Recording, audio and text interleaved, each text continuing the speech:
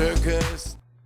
Hey everyone, welcome to week 12 of FTM Television. We're on Sunday, so this is the end of the week. Woohoo! Our topic this week is choosing a name. How did we come by our name? What names are we considering if we haven't picked yet? All that kind of good stuff. Now, my name is Gabriel William, with, last name omitted, of course. When I was first figuring things out, on some online forums, I was known as William. It was a very good, strong name that I liked. And I was thinking, William's a nice name, but I don't necessarily like it for my name.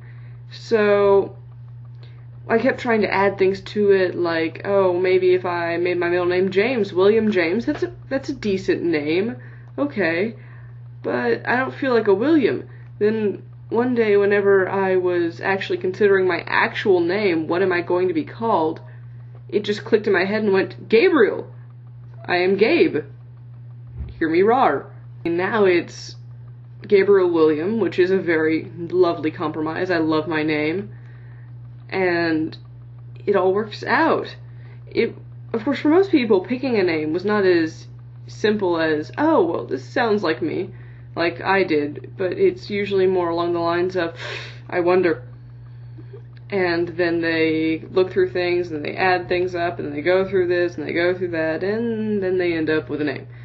A lot of people also look through popular baby name websites, which, well, ends up with a lot of people with the same name.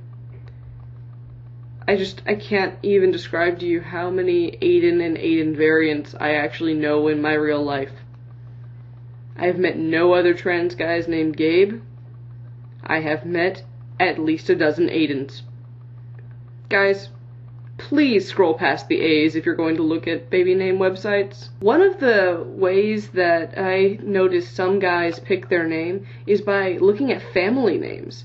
I have a sort of little brother named Chase, who his first name didn't come from his family, but his middle name, Archibald, was his grandfather's name. And that's pretty common. I have another friend named Todd who got his name from his family, and it's one of those things where a lot of people are named from members of their family, and it moves on down. So if you like some of the names in your family, why not pick a couple and make that your name? You don't have to necessarily pick your, great Uncle Reginald's name or anything like that. But if you like Reginald and you have a great uncle named Reginald, go for it. Sorry about that, my camera died. Where was I? Alright, going through family names. Well, my family name was supposed to be Walter, and we combined that with a lot of things. Like, my uncle and my grandfather were Walter Everett. My cousin is Walter Lucas.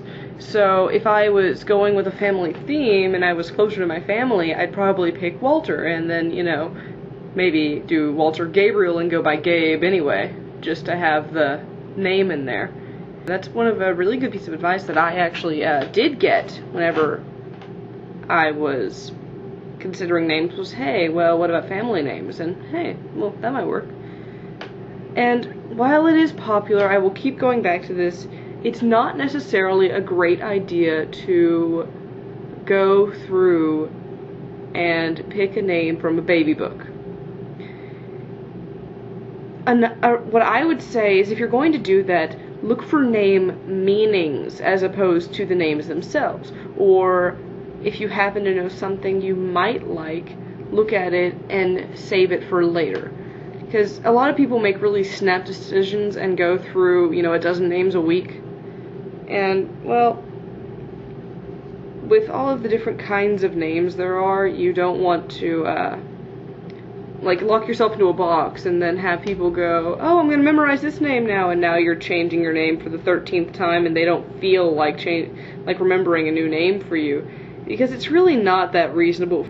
Don't go through too many names. Like, if you think that there's a name that you like, think about it for a while before you tell everyone, hey, I'm gonna memorize, you have to memorize this name for me now.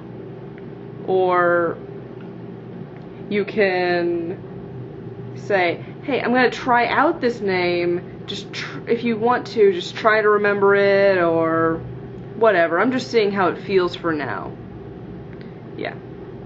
Another thing about names that really bothers me are the really obscure spellings that people go through. So, guys, okay, here's my main advice. Obscure spellings should be out, unless they have a particular meaning to you. Don't just pick the first name on the list. Family names could be good. And 4, if it doesn't feel right, don't use it. Alright. That's all I'm going to do for now, since I am obviously rambling and going on and on. Even though this has been edited down, I know it has. So, that's all I have to say for now. And until next week...